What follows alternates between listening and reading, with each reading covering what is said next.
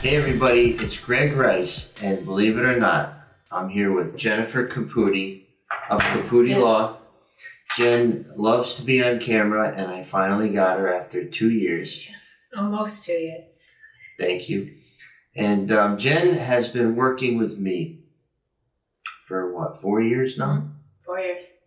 And that was a referral from Donald Martone. Yes. Muscles Martone set us up. He goes, you know what, you guys are both patriots. You love this country. You're down to business, very efficient. You two should meet. And we met. And here we are. So Jen owns and operates this office, but also is running for what? Senate District 26. And we'll put that up on the screen. That is a district that spans Western Cranston into Providence almost. Yeah, Knightsville and abuts Providence, correct. And what made you want to do that? I think we need a change for sure. And I know that's usually the answer for everyone who wants to do it, but I'm not a politician. I'm a mom, a wife, a business owner, and we need a fresh perspective and new vision at the State House. That's right. And we typically don't talk politics. I don't Okay. on my show. But landlords, Yes. okay, are very concerned about the erosion of our property rights, the erosion of our ability to raise people's rents, to ask them to leave, okay, what services we have to perform when it comes to pest control. I mean, all of these things, application fees now, we can't even charge application fees. So the reason why I'm bringing Jen on and talking about this is because you're going to advocate not only for landlords, but for tenants as well.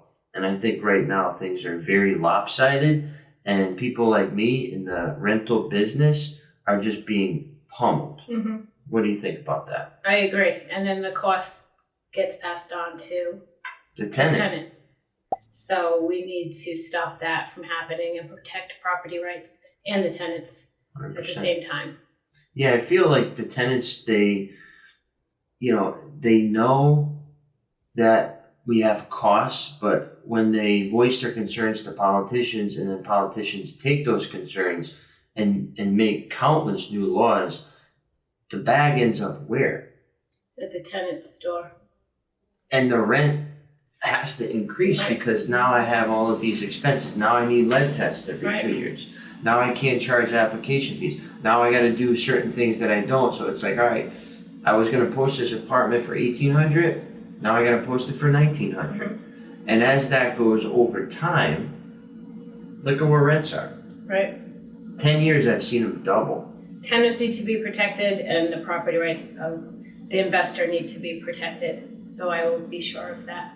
100%. If you want to check out our website, as far as the politics go, it's caputi4ri.com, and you can see all of her platforms and all the things that she stands for and doesn't stand for. Correct. So I wanted to mention that first right off the bat. But let's talk real estate now. Sure. What's going on in that world? Are things busy? Are they slowing down? What are you seeing with the rates and buyers and sellers? What's your perspective? So my perspective is it's still busy. Okay. So I have been doing this for 20 years. So I have an established book of business. I have a good source of referrals. I have a good Google presence. So a lot of buyers and sellers find me on Google. So I'm at the point in my career where I really don't have to look for new business. So that's a plus. I mean, but there's always more, but you need the staff and the team to do that. So after 20 years of ups and downs, I've reached a point where I'm very comfortable, steady, and good book of business, good business relationships. It's busy where a transaction has a lot of ups and downs, and it's not always smooth, whether it's just contract negotiations, inspections, buyers still waiving them depending on the area of where the property is located. Example, Barrington. Seems that the buyers really want to get into Barrington, so they're waiving inspections.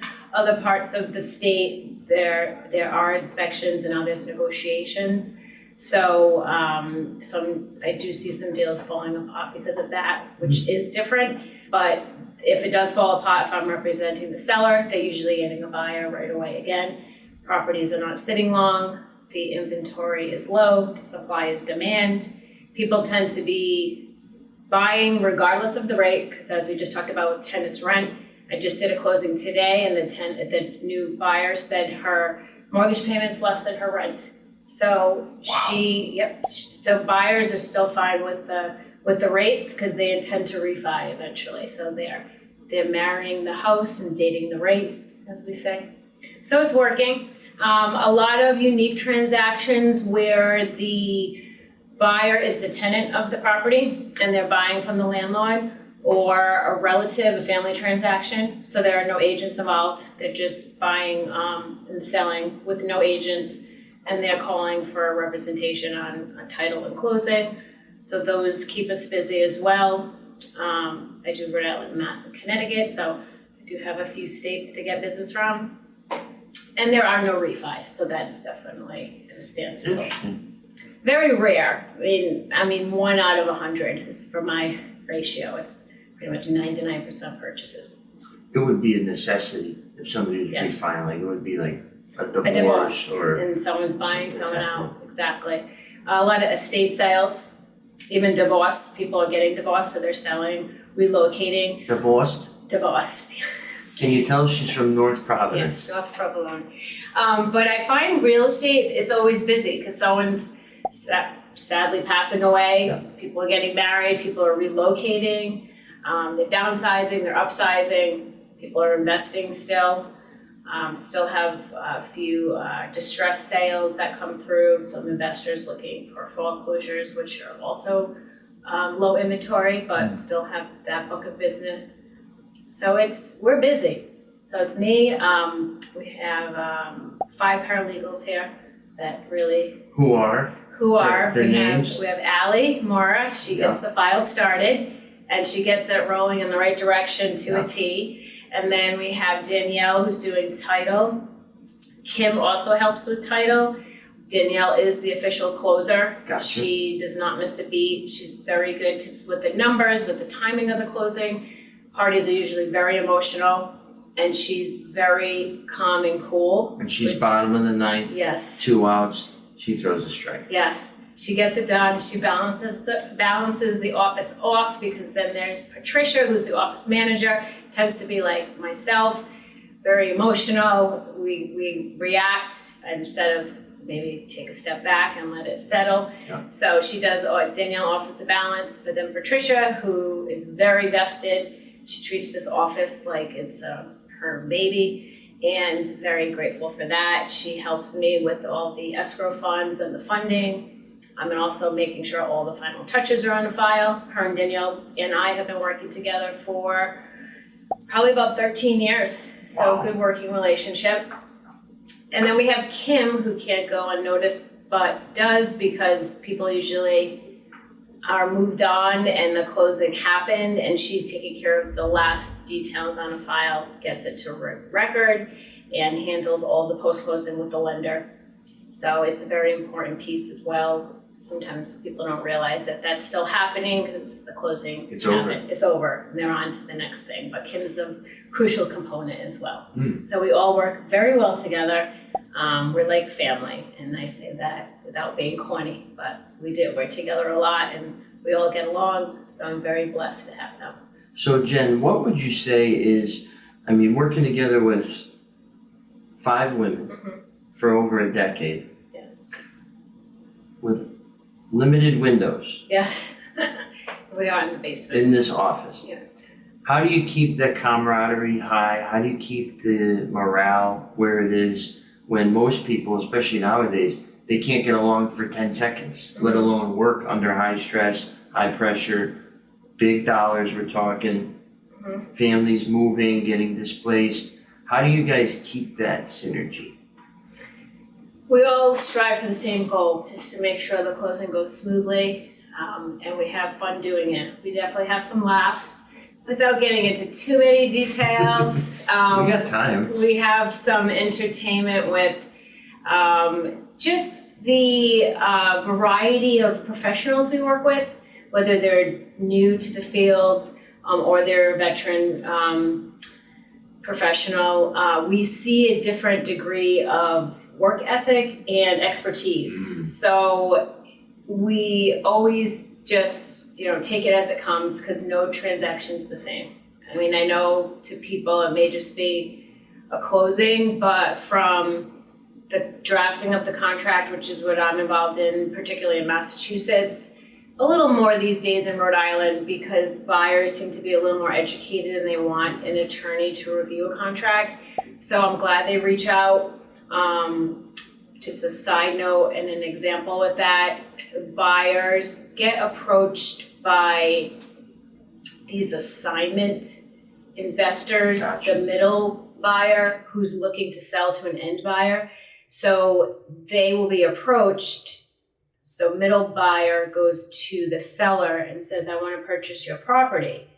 Seller unknowingly thinks, oh, it's a dream. I'm going to just sell it to this buyer. But really that buyer is a middle buyer looking to then sell it to an end buyer and assign that contract for a price. For usually, I've seen it for $5,000 up to $50,000, $80,000. Wow. So this middle buyer is just the in between from the seller and the end buyer. And the middle buyer can also come across a little salesy and just looking for inflated numbers because they know what it's worth.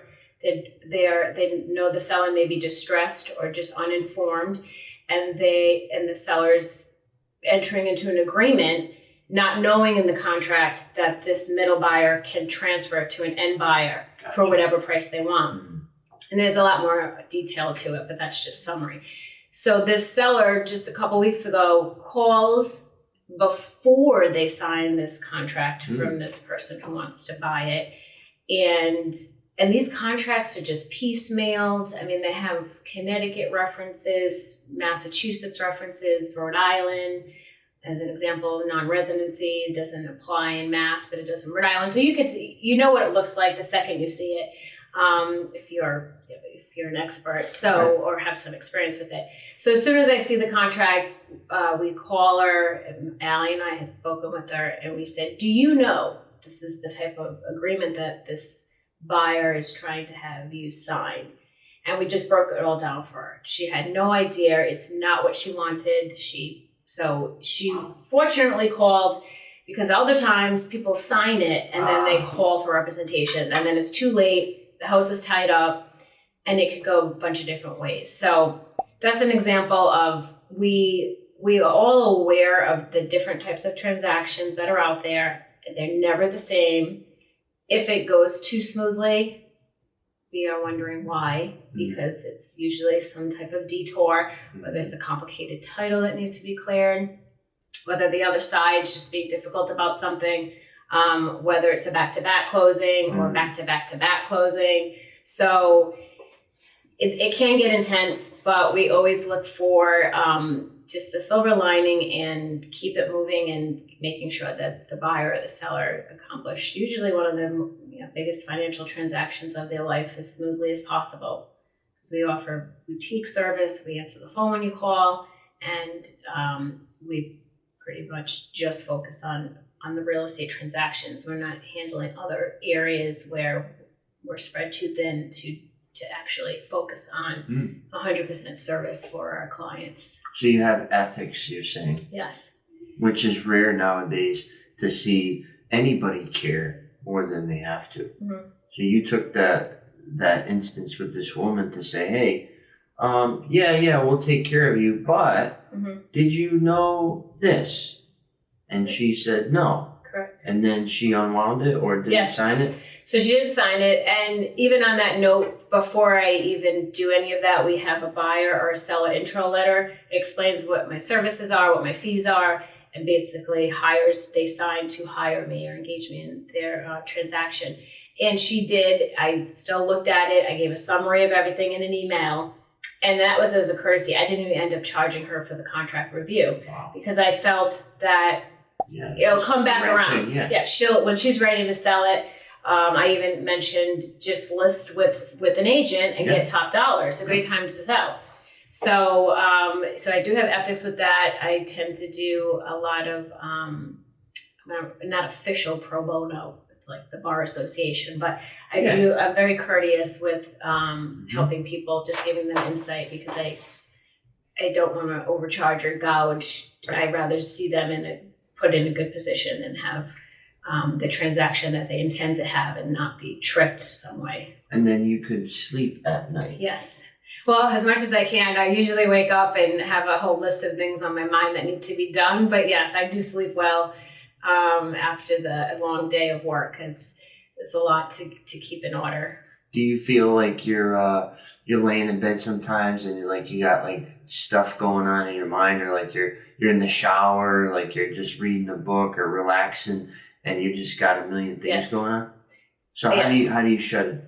I don't say shut it down because you probably know, but how do you turn the volume down?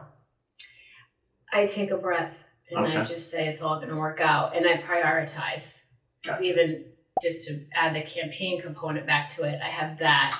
Right. I have my children, my husband, we have a family life. So hello to Nick. Yes. Nick and Nick. Yeah, Nick and Charlotte. Yes.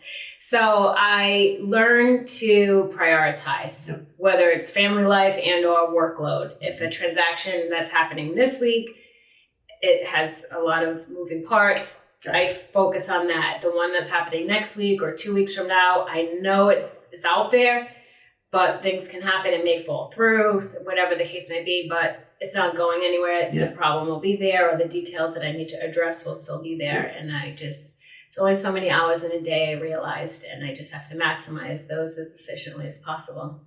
I heard a phrase one time. It was, I don't know where it came from, but it said the average U.S. senator needs 48 hours in their day. So I wonder what the average Rhode Island senator is going to need. Yeah, probably a lot. And depending on how much you want to put into it. Correct. Right, because I put 110% into everything. That's right. So that's when I realized. Like, okay, now I got 2 full-time jobs. Yes. And I'm a full-time mom. Right. And I'm a coach. Right. And I'm a wife. And I'm a parishioner, right? Yes. So back into the campaign, Jen and I have been knocking on doors. Jen obviously more than I, but I'll help when I'm available.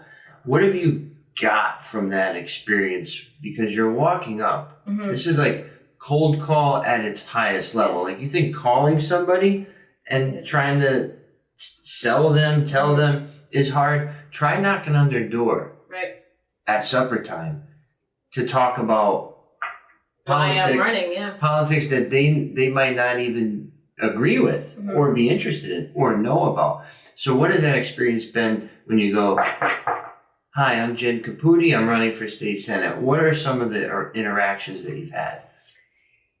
So far, they've been very good. So I cannot complain. Cool. I have met an amazing array of people. How many doors have you knocked on between you and your team? Thousands, probably, close to. I'm actually keeping track of my steps, which equates to miles with my tracker. And I'm probably up towards about 80 miles that I've walked since the end of May. So you don't have to go to the gym anymore. I still go to the gym. I'm there 5:30, 6 in the morning. Yes. Wow. Yes, I do go. I need that for mental purposes, not really for physical purposes. But stress just keeps me going. So I'm up early at the gym. But door knocking, I've met people that are very like-minded. They think it's time for a change. They don't like where we are as a state. They may have had a voting record of Democrat, but they're telling me they're voting Republican. On average, maybe 1 out of 50 people will give me not an attitude, but a no thank you. Yeah. If they know that I'm Republican. I'm proud to be a Republican. That's what I declared.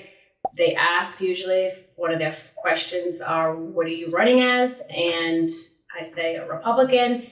And their next response, I mean, as of yesterday, I had like 2 people like shouting and hooting about it. Like, yes, that's what we need. So they are, the message out there is changed. They may have voted Democrat, but they're voting Republican now. I've met war veterans. I've met a cousin that I never knew before. That's Rhode Island. Yep, that's Rhode Island. He actually, when he answered the door and I said, hi, I'm Jen Caputi, I'm running for state senate. He said, hi, I'm your cousin, actually. And I said, oh, he goes, I saw your sign. And he goes, my last name's Caputo. When my family came over, they didn't change their last name to Caputi. We were Caputos, but it was my my dad's my dad's cousin's son. So I did meet family, the war veterans. I was told that I was a rare unicorn walking the streets because I had a different message than what they've been listening to or hearing. Yesterday, 2 doors that I knocked, they actually were waiting to meet me because they had already researched me. Interesting. And they were excited to finally meet me in person. So that was nice. There was no introduction necessary there because they already knew who I was. So I cannot complain. It's been a great experience, and everything I'm hearing from the voters and the constituents reminds me why I'm running. And tell us briefly about your opponent that you're running against. So it's an open seat, and my opponent is the second in command of the Cranston Police Department, and he's running as Democrat, so we don't have a primary, and to my knowledge, no political experience, so just the major of the Cranston Police Department.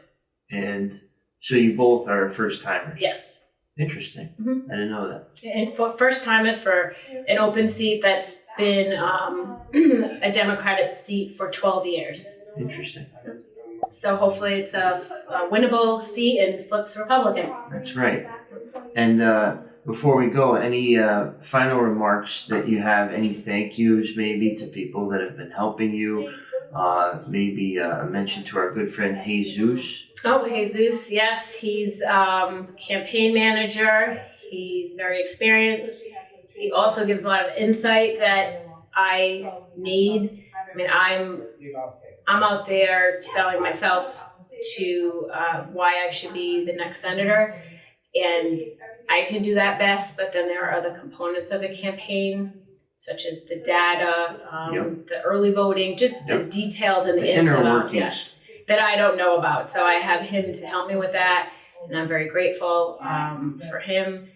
And he's Holman Street Strategies. Yes. Just give him a little plug there. Holman, Homan Street Strategies. So yes, no, that's okay. Of course, my husband who helps, he is definitely my rock, and even though he preferred that I just stay quietly on the sidelines, he knows who he married, and he's very supportive. So thank you to he married the Nick. muscle. Yeah, and my parents, of course, my sisters, even my office, who's very supportive because I'm not here as much. I work from home, I work from my phone, so they definitely maintain the grounds here in my absence. Thank you to you. You're yes, my pleasure. A huge fan, and I'm very fortunate to have such a patriotic friend. That's right. So I'm thankful for Likewise. you and for doing this interview, because if Greg was not as persistent as he was, 2 years, yeah. we wouldn't be here. Yeah, 2 So, years. Finally. The what's the phrase? It's not early bird gets the worm, but it's something like that. Squeaky wheel gets oiled. Grease. Yeah. Grease. Or yes. oiled. Yes. She's from North Providence, obviously. Oil. We're gonna put oil on it. And you guys don't say sauce. I'm from Connecticut. Yes. You guys say gravy. Gravy. You want gravy on your pasta? Ooh. Oh, and sauce? Yeah. Yes. Rhode Island. Red gravy. Isms. Yes. And also the doughboys, we call them fried doughs. Mm-hmm. They're, that you get them at the fair, the carnival. We put sauce on them. You guys put just powdered sugar. Powdered sugar. Or just straight up sugar. Or just straight up sugar. Yeah. So just a couple of things I've noticed. But anyways, check out both of her websites, Caputi Law and Caputi for RI. And maybe you want to donate. Maybe you want to do that. You can do that on our website. And if you want to volunteer, you're always open. Always need volunteers. Open for some volunteers, or you want to have a yard sign, whatever you want, you can get involved with the Caputi campaign. It's your duty to help and vote Caputi. Yes, I like Thank that. you, Jen. Thank you, Greg. And if you have any questions for me, throw them in the comments field below. I'll get right back to you. Once again, Greg Rice with Jennifer Lee Caputi. This is episode 89. 89, okay. All right. Thank you. Thank you.